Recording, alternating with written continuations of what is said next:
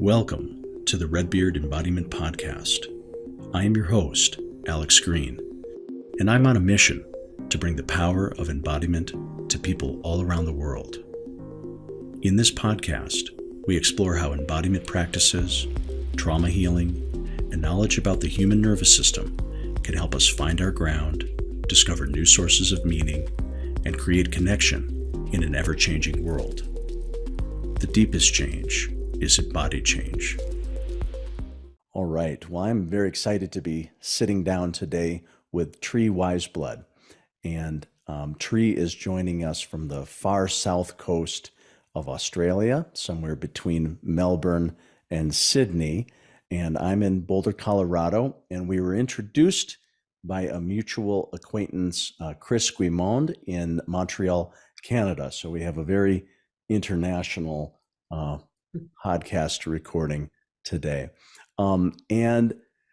Tree is a TRE provider like myself. That's been a big theme of this podcast so far. And also like me, she's a body worker, a style called transformational body work, which we'll be hearing a bit about. But most of all, Tree is a person who's had a significant healing and spiritual journey, both through her own trauma and then embodiment work and TRE work that has been a big part of her story. And one of my interests with TRE and all the work I do is also the connection into not only our healing trauma side of life, but even into the positive capacity to opening spiritual connection, meditation connection. That's been part of my own story as well. And part of the link, Chris Guimond in Montreal, shout out to her, is just doing a wonderful job exploring TRE through the lens of non-dual work and spirituality in general. And so Chris will probably be hopefully a future guest on the podcast, but we have a excellent person to sit down with and have that conversation here today. So Tree, and this is Tree and my first time meeting. So this recording is also a chance just for us to get to know one another and compare notes about the kinds of stories that can come from embodiment work and TRE specifically. So Tree, it's a real pleasure to take this time today. Thanks so much. Lovely to meet you, Alex. Yeah, great. Is there, so I know you only well enough to give a short intro, and of course we'll go back into your story, but is there anything else to situate you, that people should know? I tend to, my clients that come to me, I am happy to work with anyone, but I tend to work with people that are interested in the spiritual awakening process. Right. And my slant on that is, enlightenment isn't achieved by bypassing the body. It's by going into the body, literally into the body, and releasing and lightening the load so that can remember or experience that deeper part of ourselves. Perfect.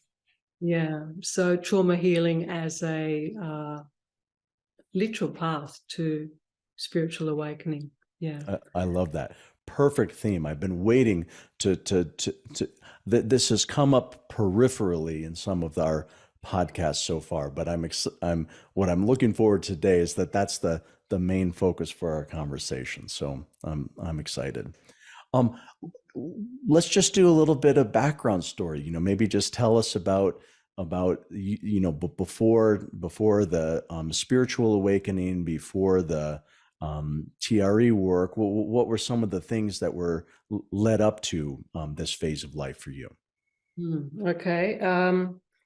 I mentioned that I trained when I was young as a potter, and I only mentioned that because the potter, like touching the clay and with the transformational body work, for me, touching into the flesh and, working on the vessel, it's sort of, there's this really beautiful, for me, there's this beautiful first experience with pottery and the vessel and the clay, and then the human vessel and the Right. flesh. Absolutely. Yeah.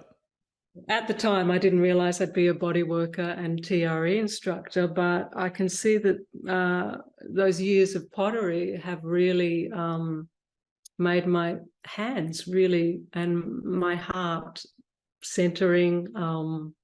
Yeah, really helpful for me to feel into the flesh of the body. Yeah. Sure. Oh, I can completely see the connection. My sort of a parallel for me is that before doing body work for myself, spent a number of years as a woodworker. And I worked not only with the wood, but my work was quite physical because I often would start with the tree, cut down the tree, or find a dead tree and then saw it. But I sometimes think a similar thing that although I don't really spend much time working that same way anymore, there's something about that physical hands-on work that just directly connected into the body work. So I love hearing your version through the ceramics. Yeah. Mm, So yeah, I don't do pottery at all anymore, but I did a degree in ceramic design when I was 20, in my Okay. 20s. Yeah. From there I did biodynamic gardening and parenting, really sort of Mm, focused on being a mother, actually, mm, home birthing, mm, and yeah, doing the whole mothering thing in a very sort of serious way. mm, Uh, and that sort of took up most of my energy and time. mm. And I'll just mention here, the first time I experienced tremoring in my body was after giving birth. I see. Yeah. Yeah. Yeah. And at the time, I didn't know what it was, but having positive birth experiences myself, which I was lucky enough to have, Mm, uh, I really just trusted the body to do its thing, to birth the baby if I mm, got out of the way. And mm, it did. mm. It did wonderfully. And after the birthing of my children, my body shook. I didn't know what it was, but it felt right. Mhm. Mhm. And so I just let it shake. Mm. Mm. Uh, while I mentioned this around birth can be a really interesting topic today too, because in Mhm. the body there's the opportunity for babies to rebirth and recalibrate things that they missed out on, like the first gaze and being held, and Ah, I uh, see. Yep. yeah, some Oh, interesting. beautiful, yeah, Cool. around birth. So birth is a pretty amazing topic. I Um, well, as a somewhat new father, I have an 18-month-old, our first. Yeah, yeah, the topics around birth and parenting are very near and dear to my heart at this stage. Yeah. yeah, beautiful, Yeah. beautiful. Um, another example is my daughter she had a cesarean. She had an emergency cesarean, and afterwards her body was shaking. She knows about TRE. Mm. And she was just letting it shake. And one of the nurses said, "Oh, you must be cold." And we both said, "No, she's not cold." No. Completely Good. I'm cold. glad you provided that little bit of education to the nerd. Yeah, you're one step at a time in terms of educating the world about the neurogenic tremor response. Yeah, how wonderful if it was reframed for birthing practitioners and emergency workers, parents, for the whole planet basically, but Yeah. just reframing it. And there was a more experienced midwife who didn't know about TRE, but she'd obviously experienced it and knew it was a natural part of the process Right. to help recalibrate the system. So Mm, um, yeah, that's a little bit around birth. mm. I tend to go Yeah, off yeah. on. Well, no, yeah, yeah. Well, so, No, what were some of your, yeah, what were the things leading up to finding TRE and okay. the trauma and awakening experience that you told me about before? But yeah, yeah. But I'm appreciating the setting the scene a little bit. Yeah, you can just bring me back all the time, Alex, if I. That's my job here. Yeah, yeah. Right.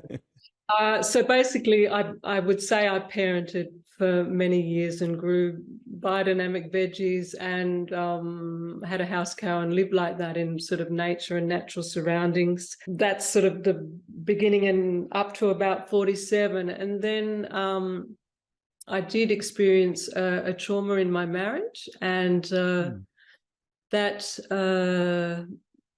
was sort of profound and wonderful in hindsight, but at the time it was totally overwhelming for the ego identity. And it totally shattered my system, where I woke up the next morning and there was no one to be found. So I really was just source nature, or pure awareness was left. Yeah. The beingness state. Yeah.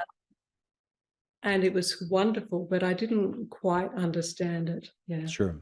Yeah.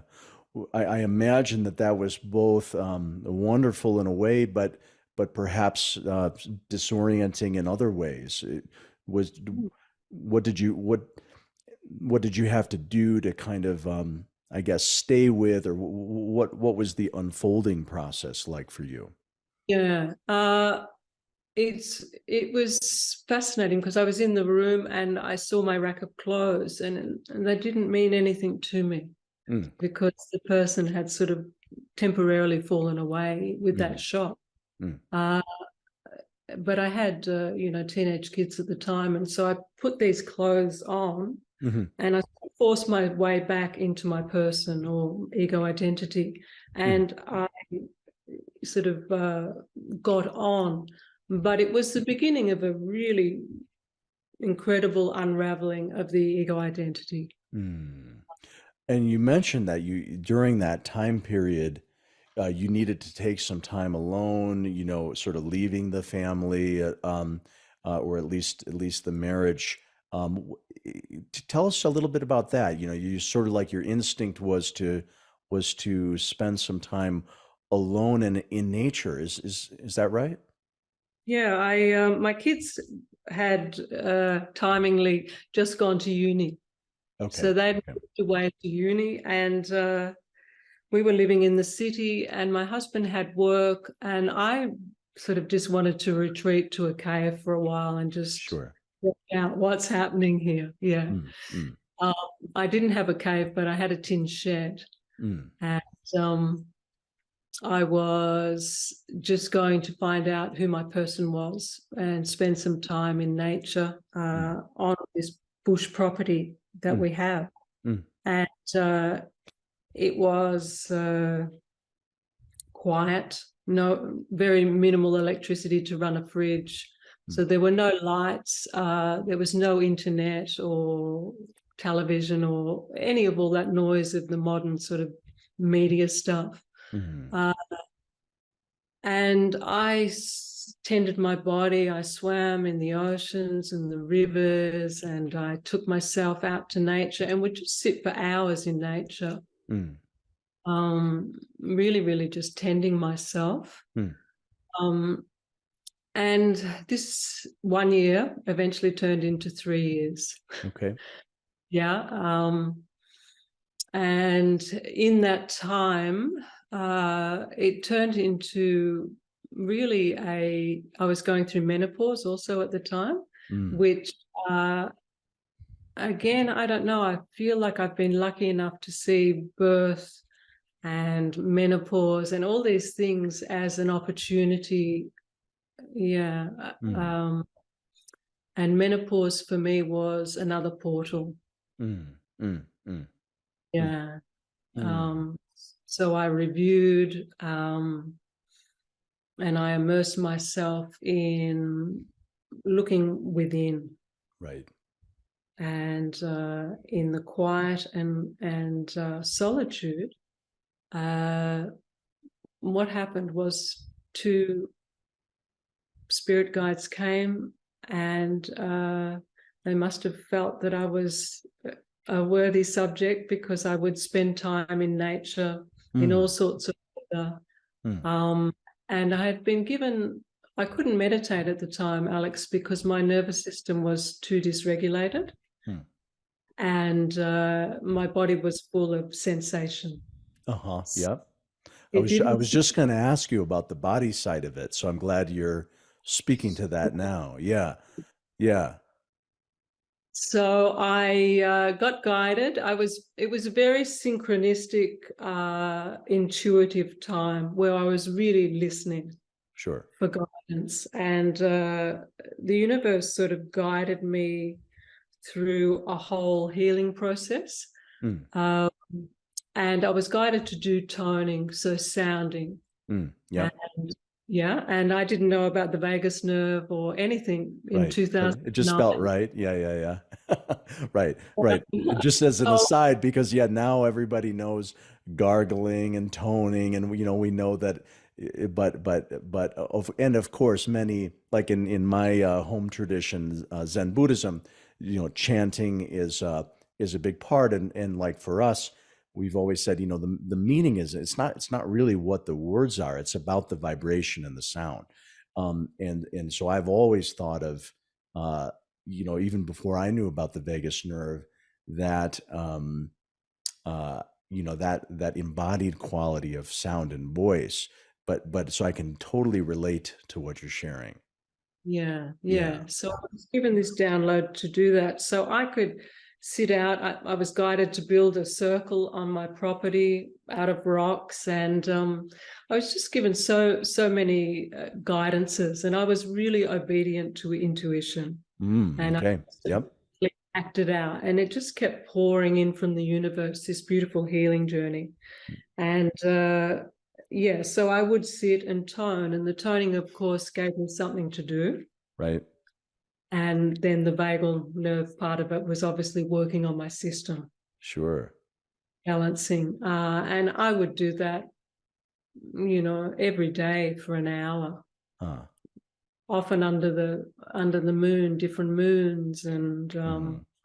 yeah. Yeah. And in doing this and being out there in nature, I did attract these spirit guides, uh, who one was a healing person, Hmm. perhaps a shaman, medicine person, Hmm. Hmm. uh, both Native American men, Hmm. and I think they might have been attracted to me because I was out in nature and Right. I was listening to the synchronicities and the intuition, and they Right. came in to help. And Yeah. they did a lot of subtle surgery on me. So it was a bit of a wild, intense time. Hmm. Um, What was the time frame? Was this over a period of days or weeks yeah, this was years. yeah, Yeah, yeah. this was 3 years. And it healed a lot of on an energetic level. And it's really interesting because I started on an energetic level Mm, and then got into the body with TRE, and mm, then further into the body with the transformational bodywork. So it's mm, like stages and layers. And some of the traumas, had been revisited again, a deeper release and a mhm. deeper release. So Right. yeah, I found that fascinating, but it was a really beautiful way to start and have that support. Mm, Uh, I wrote that up in a book called Hot Flush Dark Cave. I was nice. guided. Let's record this 3 years, and yeah, it was pretty out there. I would say it was a what's the word? I've lost it. It was initiation, and at the Mm, end of the 3 years, I ended up with chronic fatigue mm, and incredible pain. Going back to it, though, I also healed, as well as stuff from this life. I had a really big imprint from a past life, mhm, and these guides helped me work through that. mm, mm, So yeah, it was a deep and wonderful 3 years. There was an inner child healing, and again, I wasn't a healer at the time, and I didn't know about inner child healing. mhm, mhm. This was supplied. Organically, it came. Yeah, it just came. Yeah, it was like time to go in, time to go in and meet someone, I was told. And I just obeyed every night. I would just lay in bed in the dark and go into the system, go to the fragmented parts of myself, childhood memories, and just work through it. And of course, my body would make sound and shake. And again, it's, Yeah. Mm. Well, and so you met, I think you told me earlier, it wasn't your, you said you had the chronic fatigue syndrome and then that incredible jaw pain. And somehow that was connected to when you did your first TRE workshop or something like that. Is that correct? Yeah. I'd come out of this 3 years of intense sort of healing on an energetic level. And I had come out of that with a sense of unity consciousness. Spend so much time in nature. And when I say spiritual awakening, there's been many awakenings and they've had different flavors. Sure. But the first one was unity consciousness. And my body was incredible pain. Okay. And I had chronic fatigue. And a bit of that was I had a lot of openings, chakra openings during that 3-year process. Heart, third eye, crown. And I also asked spirit and, what is this pain and this chronic fatigue? And it was like, you still, even though you're experiencing unity consciousness, there's still a separate self. There's still an ego identity driving the show. And it was like surrender. So I had a vision of my body chopped up at the bottom of the bed with chronic fatigue in a rubbish bin, all dismembered. And I've even heard since then that is also a thing. Right. I've heard of that thing as well. Yes. Yep. Often the organic things that happen are a thing that, Right. So I got told to surrender and I just surrendered and surrendered and surrendered. And eventually my body was rebuilt and I was up and going again, but I still had the chronic jaw pain. And my sister knew about TRE. And because I had started to practice as a shamanic practitioner, because one of the guides asked me to do his work now in this time. I see. Which I started to do. Sure. And when I would work on people, often a part of their body would shake in a release. Yeah. And now on the transformational body work, I'll often just put my hands on people's feet just to sort of settle them into the session. And already energy's leaving, but also they'll start to tremor. And it's like, in space here. Right. So, but back to, I went to Richmond Heath and Yelka Slapper, I think, had a workshop TRE introduction, and it was probably about 2013. And we tremored for most of the weekend, which is another story. TRE since then. Okay. Yeah. But I went in with chronic pain in my face and a lot of contraction. And of course, my body took to tremoring because my nervous system has been dysregulated since in utero, I would say. And it tremored and flicked and shook. And of course, my jaw became involved and unwound the whole pain. So I went home from that weekend totally overwhelmed because we tremored too much. Yeah. But my jaw pain was gone. Well, this was 10 years ago, right? People were still pushing we didn't know quite as much about titration and pendulation. Not a lot of regulation, but I was sold because it was wonderful. I was pain-free for the first time forever. And Yeah, I still use that as maintenance because we still have our contraction areas in our body that sort of will grip. Sure. Yeah. So I can still get pain. So up my right side, I haven't sorted through it all yet, even though I've been on this healing journey for a long time. The body will contract in the right buttock, the shoulder, and up into the jaw. So Yeah. I still use TRE for maintenance. Yeah. Yeah. Yeah. Yeah. Wonderful. Right. Well, so I wonder if you could share a little bit about, as you said earlier, the people that you tend to work with and call in are people who similarly are perhaps on an awakening experience or on an awakening journey. And maybe just share a little bit, like, do people come and are with you? Are you working with groups? Are you working with people online? Just what are the ways that you are facilitating and working with others these days? Yeah, okay. All of those things actually, Alex. Yeah, My first preference is in person. I sure. love to work in person best, Yeah. but I do teach over the net as well. And I have a weekly group of people that are very committed to the spiritual path, and they have a weekly tremor, and we do a non-dual guided meditation. Mm, Um, and I've just started in the local village again, another TRE introduction in a group setting. mm. Uh, The group that you mentioned with the non-dual meditation and whatnot, is that an online group or is that an in-person? that's an online, Oh, yeah. perfect. Excellent. Okay, great. Yeah. So yeah, we discuss, awakening and our edge that we're working into at the moment.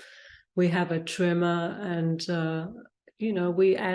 we add to the tremor because a lot of them are quite experienced tremorers now, and so Right. we do work with the breath or Yeah.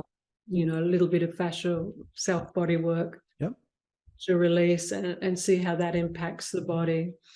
Yeah. We do toning while we tremor. We add to the tremoring, and it's Right. it's a really good group. Yeah, Yeah. yeah, Well, you yeah. sort of mentioned those kind of three, for you, your own journey has consisted of, at a minimum, these three kind of layers in a way. Initially it was sort of spiritual, energetic, and then it was important to do some, tremoring played a role in that, resolving pain and maintenance, and then the deeper body work has Mm. continued to play a role. And it sounds to me like in your work with others, that's what you're doing, is bringing those three elements together. Um, could you just share a little bit about that? How do you, when you're actually, maybe this is a good question, if you're doing one-on-one work with somebody, where do you typically start? How do you evaluate what would serve, or what would be helpful for that person? Yeah. Often we sort of just feel into it. I ask them what their preference is. Yeah. Would you like to start with body work? Would you like to start with TRE? Mm, Sometimes they don't know, and so I'll maybe just energetically feel in what do I think would be the best, yep. for them. And some it's onto the bodywork table first. For others, it's TRE first. But they do work so well together. Mm, I feel eventually the people on the bodywork table tend to get more out of their bodywork because I'll be having a conversation with the fascia somewhere, mhm. and if they can, the tremoring response is active, the Right. body takes it up and goes, thank you, and I will do this and Right. that. And, Right. they can sort of get more out of it, I feel. Right. And yet people that haven't tremored will often just, spontaneously tremor in transformational body work anyway. And Right.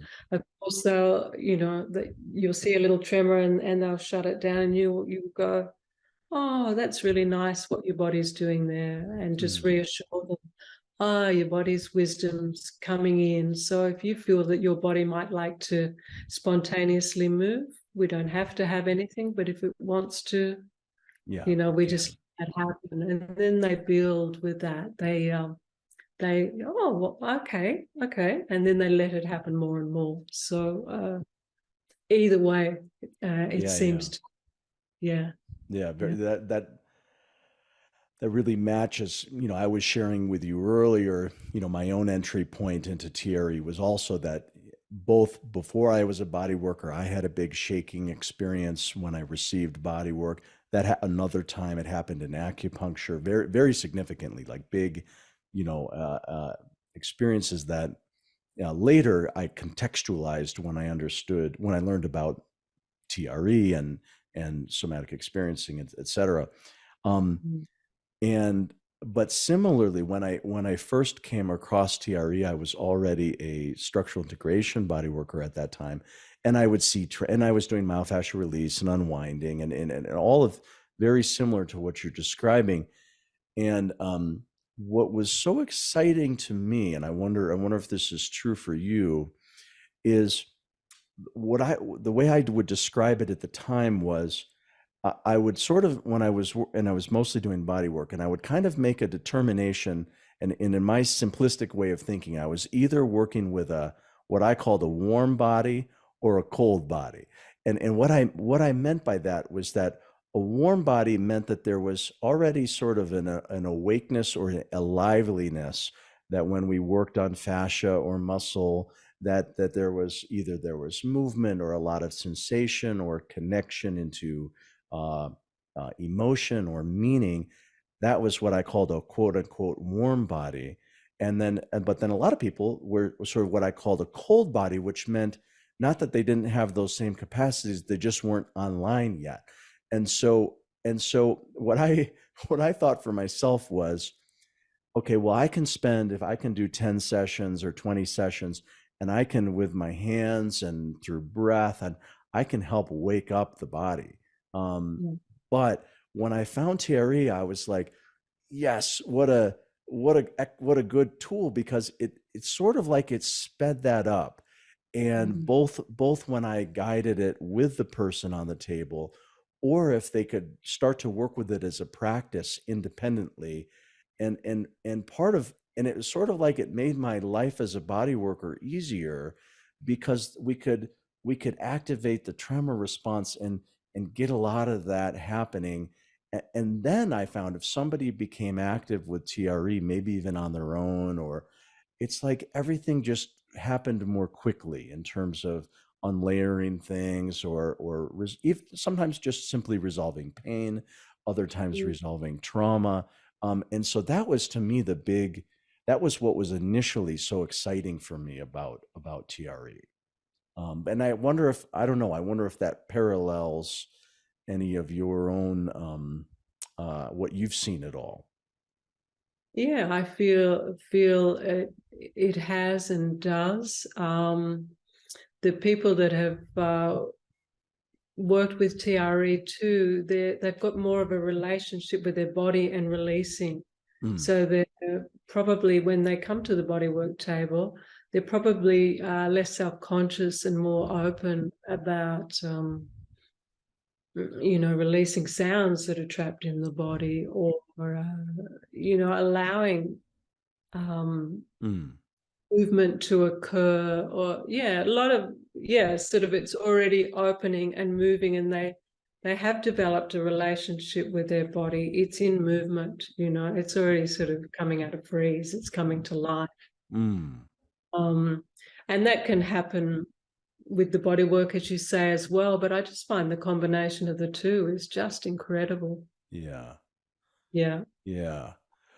Well, yeah. So the other thing I'm curious about for you, and this is where I'm appreciating Chris Guimon's work again, because she's really sort of asking that question of, what's the connection, or I mean, in general, she's interested in non-dual consciousness, and I think her home tradition, it might be through the Vipassana tradition or something similar. I don't remember. It doesn't matter. I don't think the tradition matters all that much. Um, and uh, but she's really begun to ask this question of, well, why is it that so many people where's the benefit of TRE within all that? And almost all of us, if anybody who's been in this, and Dr. Briselli speaks about this all the time, he says, what I've mainly focused on with TRE is, the neurobiology, and let's heal stress, and let's heal trauma. And TRE itself, we're not ascribing to a particular belief system or this and that, which I really appreciate about Dr. Briselli's delivery of this work.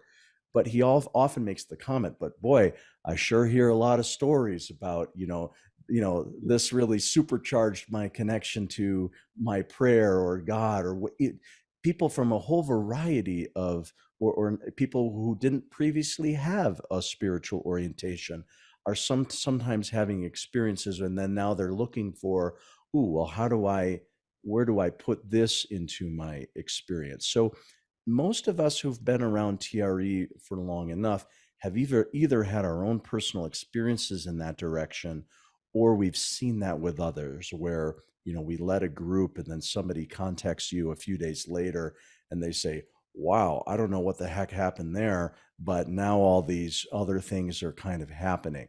So, so again, I think Chris is doing this beautiful job of looking at that topic more kind of directly. And I'm curious for you, do you find,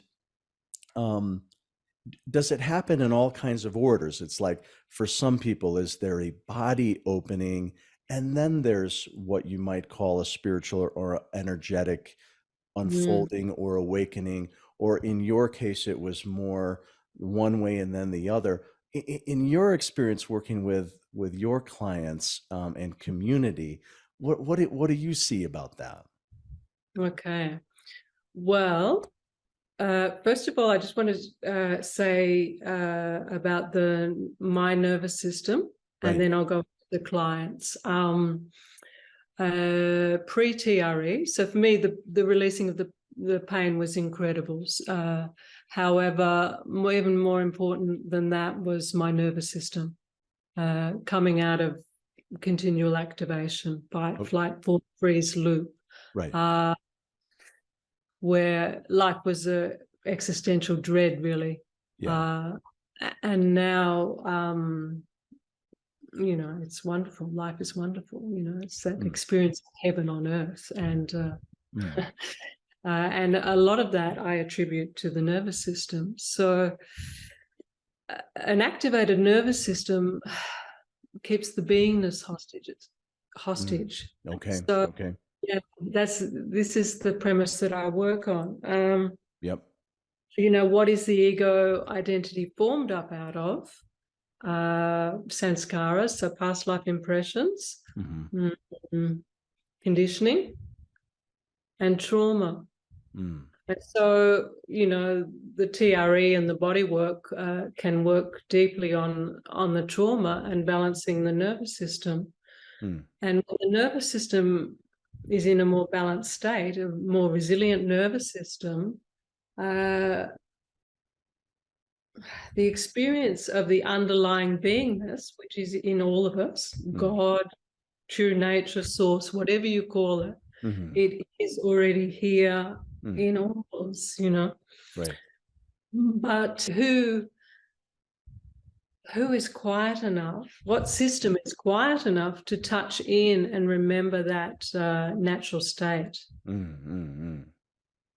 Yeah, so healing the trauma and balancing the nervous system, that beingness or that godhood or whatever you want to call it can start to flourish through this body-mind system. Sure. It can be more of the hollow bone to whatever extent we clear. Right.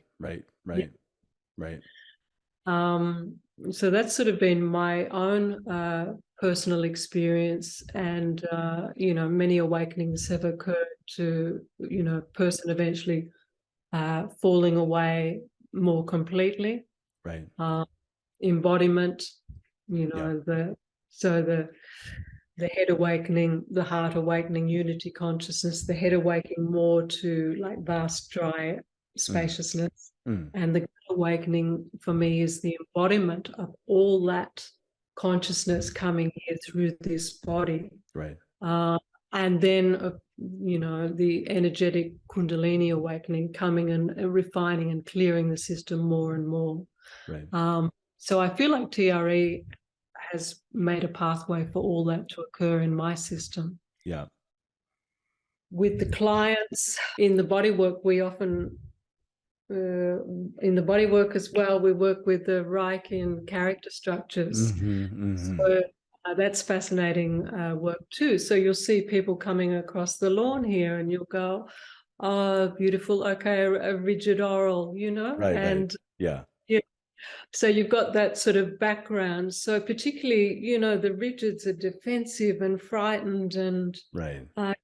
their ego identity is noisy on that level. And, orals are needy, and, the endurers are angry, and, under that, what's under that, sadness. And so there's all these things that form our body and ego identity.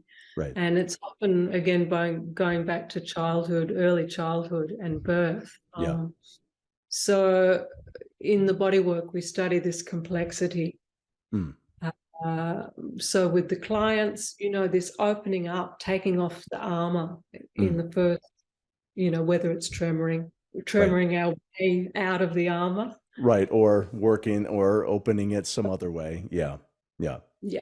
Helping to remove the armor and opening the system up, and then going deeper with the body work, and into the belly, Right. into the mouth and the neck, the whole body, the whole system. Now, tremoring does the whole system, and body work, there's 12 sessions where we work on the whole system. Right. I see. Yeah. Yeah. So I see clients, sorry, Alex. Yeah, go ahead. Yeah. Less rigidity, more relaxation, more openness, more safety, so the heart can open, more quietness of the ego identity, so they can start to tap into what's under the person and spend more time there. I have had some very dear, close clients that come for retreats, and they said that they are from a Buddhist tradition, and they've spent, 30 years in their Buddhist tradition, and coming and doing the body work, they've opened and felt more of their godhood, just doing intensive body work and TRE. And we also do work where we notice our nervous system, notice where we're contracting into personhood, notice it when we're more settled as our beingness. And they said they've just come on in bounds in a few years of this work. Yeah. Yeah, it's so interesting. That's a little bit of my own sort of story also, which was, when I started with TRE, besides so public or professionally, I was using it for in my therapeutic bodywork practice. But in addition, I was bringing it in. I was my home tradition for meditative practice is a Zen Buddhist community, and we have a branch in Wisconsin and in the United States, and with lots of retreats. And there's an organization, sort of a kind of an outgrowth of the Zen community, organization called the Institute for Zen Leadership is what it's called. And what it is it's an active organization, is it's taking some principles of Zen meditation, bringing it kind of out there into people who are, especially kind of like leadership organizations, not so much done in corporate settings, but people with some leadership interest, but they're wanting to understand principles of meditation or this and that. Anyway, it became this sort of experimental grounds because we had them for sort of, these were beginners, many times not previously meditators. We would have them come to rural Wisconsin at the retreat center for 3 or 4 days. We didn't have a lot of time, and the attitude of the founder, Ginny Whitelaw, was that, hey, let's just throw everything at them, not too intensely, but everything, sort of the stuff from our Zen tradition that's traditional, but hey, if there's anything modern that we can bring in, let's do it. And so um, I had already been incorporating a lot of body work into those retreats. And then I started incorporating TRE and body work into those retreats. And we had just sort of a similar experience, which was like, wow, we could go so much farther in 4 days of people coming in from their stressful lives, not yet having a connection to a meditative practice, coming into this, rural, natural setting. And of course, the first thing we taught was, the basics of sitting meditation from our perspective. But then we would use, and we used toning was part of our work as body work as well, and hands-on body work. But we started really leaning into TRE because we would work with everybody all at once. We didn't do it too much, maybe once a day or something. But what we discovered was that it was just this massive accelerant. It just helped open up the body armor, the character structure that you're talking about, and people just opened up. And I think it was the second or third 4-day retreat that we did it, and I was sitting with the group in the final meditation period, the last one before it was over, and I thought, and the feeling in the room of the meditative environment, and I just thought, man, how did we get from where we started on day one to where we are on day four? This is the feeling of sitting with a group of just very experienced meditators. And so what we really felt that it was that by including so much of the body work, and TRE was just a way to really bring those elements together. And that's just kind of part of what I hear in your story, that sort of similar, that if we can get the body there, somehow that takes us there a little bit more directly sometimes. Yeah, absolutely. I find that again and again. I just last week introduced 2 women to TRE, and after the first session, one woman looked up and said, "Oh my God, the color! Mm. Oh, the color! I can see everything. It's so colorful." And she was like, oh God, like amazed, a little bit shocked, like, what is this? What is this state? Right. And it's, well, yeah, you're seeing very clearly, this is the awake state. Yeah. Your system is calmed and you're not in your thinking mind. You've Right. probably spent your whole life in your thinking mind. Yeah. And so, the awake state is, the seeing is very clear. There's clarity, there's stillness, Yeah. and she said, my mind is quiet, like, Mm. yeah. And Mm. that was just after one shake. Yeah. Exactly. No, that to me is the amazing thing.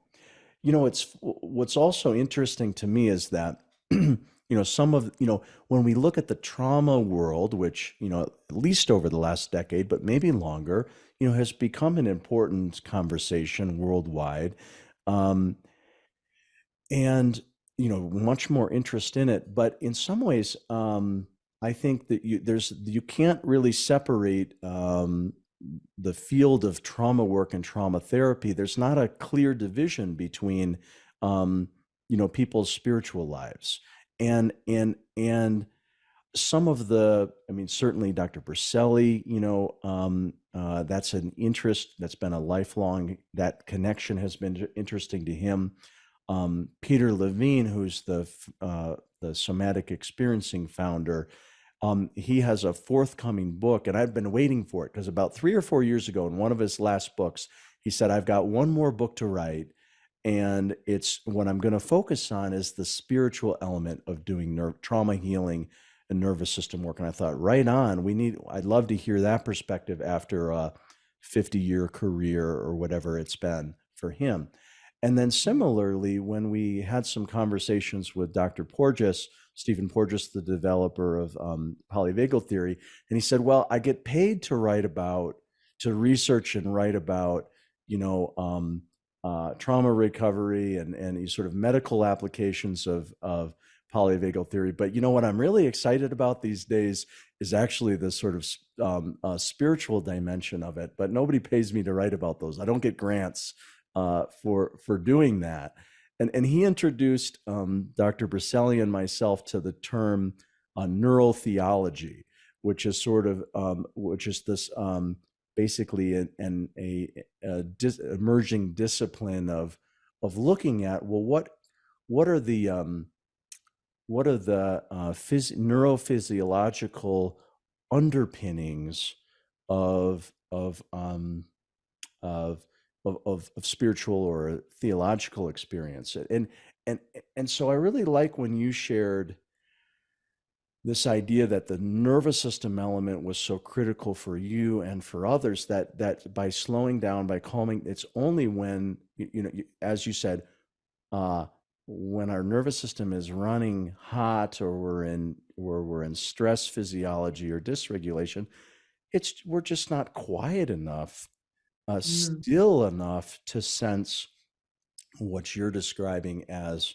the foundation of our being, or our true self, or whatever word we might want to use for being and source.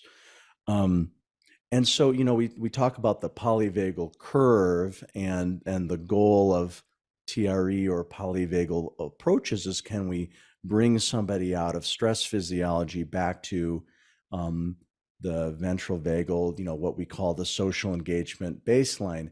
But I think what you and everybody others are pointing to is this idea that, sure, we can get back to the social engagement baseline. That's wonderful. That's a big deal. But there's also a way to kind of like keep going.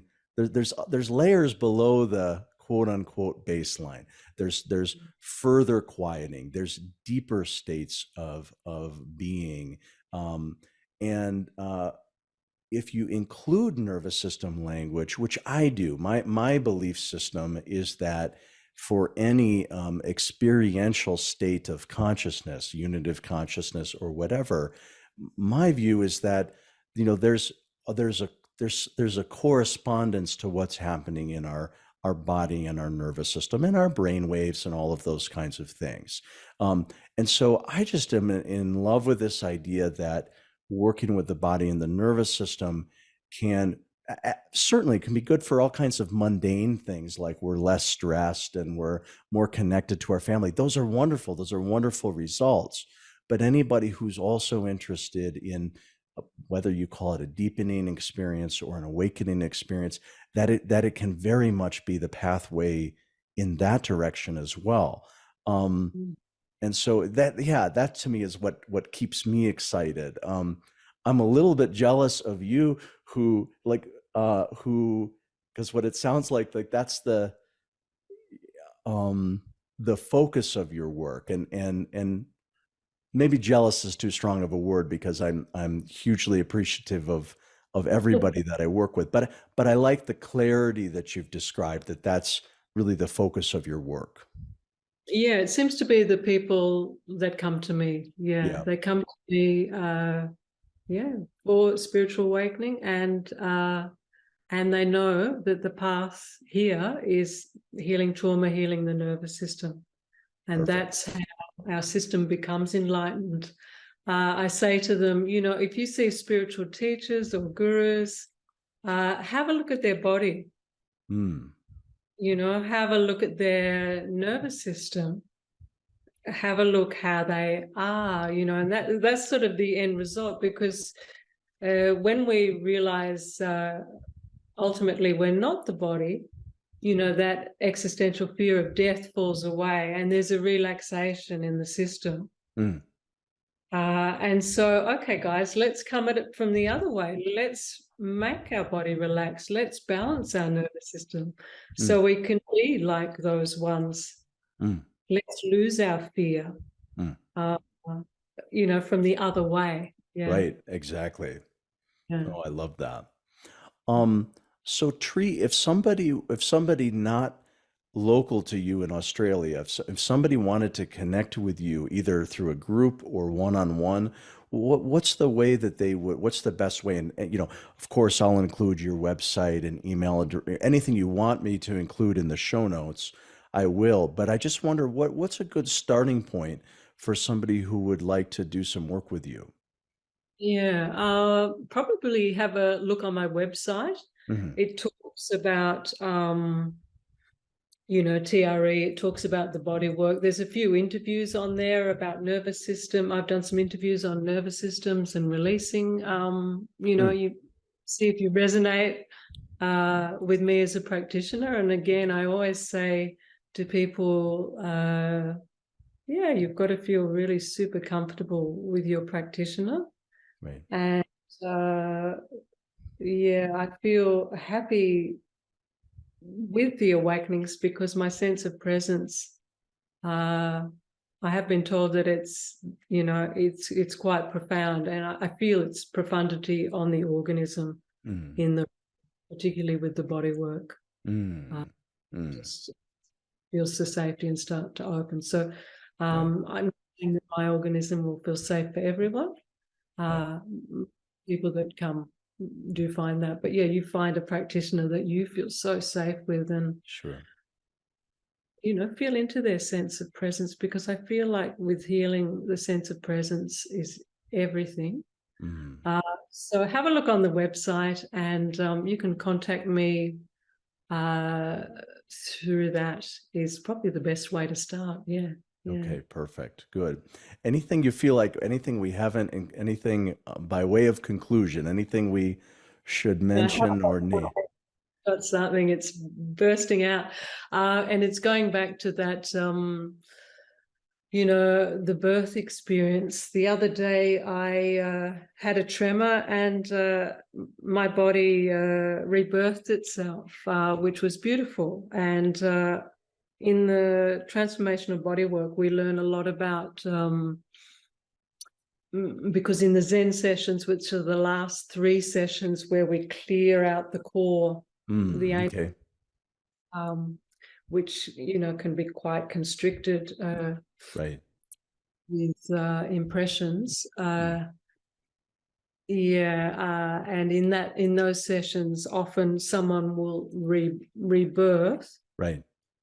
table into my arms onto the ground to recalibrate that ever important first gaze. Yeah, yeah, yeah. I love that. Yeah, and Yeah. it's magnificent. Their 50% consciousness is newborn, and they're like glistening. You can see the vernix and the glistening eyes, baby Mm, eyes, mm, looking up and looking for that first gaze. Now, a lot of us, not so much now, still some, yeah, still some. Mummies maybe had an emergency cesarean, or there's drugs involved. And again, no fault, no blame, just mhm. this baby missed out on this ever. Yeah. Uh, there's a lot of When you're talking about the first gaze, are you talking about a reciprocal gaze, meaning that their eyes, that they're meeting, I guess in a net normal birth, they'd be meeting the mother, typically. Is that the gaze you're referring to? It's profound. And if we Yeah. miss out on it, there's a lack of connection. And often with birth trauma and drugs, no one's home. Even if mum's there, they're a little bit, Yeah. Or we know about skin on skin, which is ever important and wonderful for things to start to kick off with the connection. Sure. But this gaze is just profound. Like, we're being welcomed to the planet, we're being met, and it's firing off all sorts of things.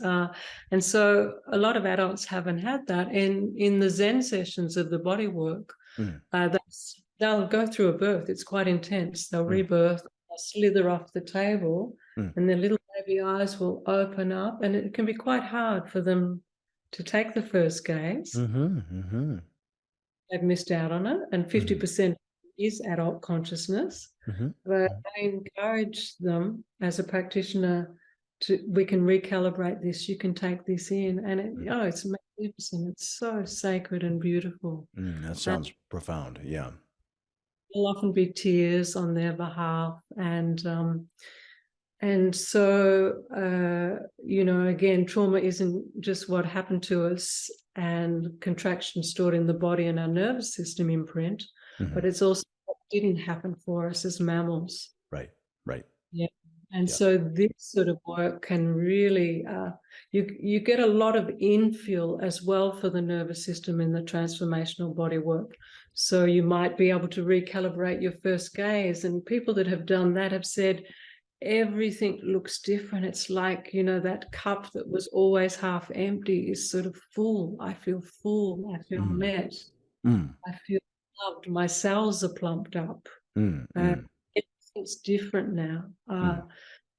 You also get a lot of transpersonal experiences in the body work. And they can be a really magnificent infill for the... Yeah. Well, what's an example of that? Oh gosh, there's so many examples of that. What can I think of? Okay, in core sessions, when I had core sessions done on me, I can share that. I re-experienced a lot of early childhood stuff in there. I re-experienced crawling. And so my body went into crawling on the table. I then experienced walking, and it was really, I could feel the pathways connecting. And it was really hard. And then it was fun. I was laughing riding a tricycle. These are more childhood type experiences. So much fun and joy in that. I was in my cot, so it's about releasing trauma and getting infill. In the cot, I had rememberings of my leg being stuck, and that was pressure left. And I can remember at one time being picked up by my mum, and I felt the texture of her shirt, and I could smell her and feel her, and feel her love. And so for me, you know how we're wired to remember negative. Yeah. So for me to get some childhood experience, Positive. Yeah. was really nourishing for my system. And I came out of that feeling super nourished, those lovely early childhood experiences. Yeah. I love that. Yeah. Yeah. So I felt puffed up and more Yeah. wonderful. So that was good for me. Also to depending on your consciousness, I had a lot of experiences of Shiva and Shakti and Kundalini flowing and gods and goddesses dancing in your system while you're on the table. So I even, everything's in the flesh, the whole history, the galaxy. Yeah. I like, well, that's what not only the personal history, which, but something of a larger cosmic nature is also there. Absolutely. Everything that was is in the flesh. I had experience of being a dragon, like one of the first creatures with wings, launching off the mountain and flying. And you don't just see it, you actually experience it in your system. And gosh, that was magnificent. Yeah. So you get a lot of infill from different parts of the cosmos that are out there. Yeah, it's funny. I'm sort of smiling because you're taking me back in some ways to my some of my earliest days of doing the structural integration body work that I do. And what I laugh about sometimes is there was this period of time when it's like my mind was always being blown. Not only myself, some of my own experiences that I just, and also working with others. And then the reason I sometimes laugh is that there was a transition occurred where they're just where those things happen, and they're just so ordinary to me at a certain stage, which doesn't mean that they're not profound. It's nothing about that, but that there's no surprise anymore. And so what's funny is that I sometimes have a difficult time kind of remembering. because there's just so many. Yeah, it's just so many. But anyway, but I really appreciate those personal examples that you're sharing. Yeah, sometimes on the body, so clients, without naming names, some people have had experienced the cosmic joke, and they've gotten up as their source nature and laughed hysterically, Yeah. And that's often after a big release of their human stuff. Yep. And what's underneath it, and they experience that. A lot of people go out in the awake state, and they can track back, but it's a taste. Yeah, that's right. That's right. Yeah, I mean, it's expansion, contraction is how we work. Yeah. Yeah. So birth, magnificent experience, infill, so releasing and nourishment. Yeah. And I'll just finish off at TRE. I came off the mat, and of course I thought, oh, the first gaze, I'm pretty sure I didn't get it. Right. And so I did rush to a photo of my guru, and I was breathing because I'd just been birthed, and I was sort of quite labored breathing, and I was sort of half newborn, half 61-year-old lady rushing to my photo to get the first gaze. My husband said, "Are you all right? What are you doing?" I'm good. I'm just getting the first gaze. Doing something important here. Yeah. And I said, "Truth, I'm getting the first gaze." I'm getting the deepest form of nourishment that my system is needing right now. Yeah. I was, that was only a week ago. So yeah, feeling good about It's that. fresh. I love that. I love that for you. Yeah. Oh, wonderful. Well, Tree, this has been a real pleasure having this conversation. I really appreciate taking time. Yeah, lovely to get to know you, and I can feel your body work in just hearing Yeah, you talk about. likewise. Back at you. Well, perhaps someday we'll be on the same continent and do some work together. That would be wonderful. Yeah. Oh, great. Thanks for listening to today's episode of the Redbeard Embodiment Podcast. To learn more, visit us at redbeardsomatictherapy.com or send me an email at alex@redbeardsomatictherapy.com. If today's conversation resonated with you, help spread the word by subscribing and sharing with others. Hope to see you next time.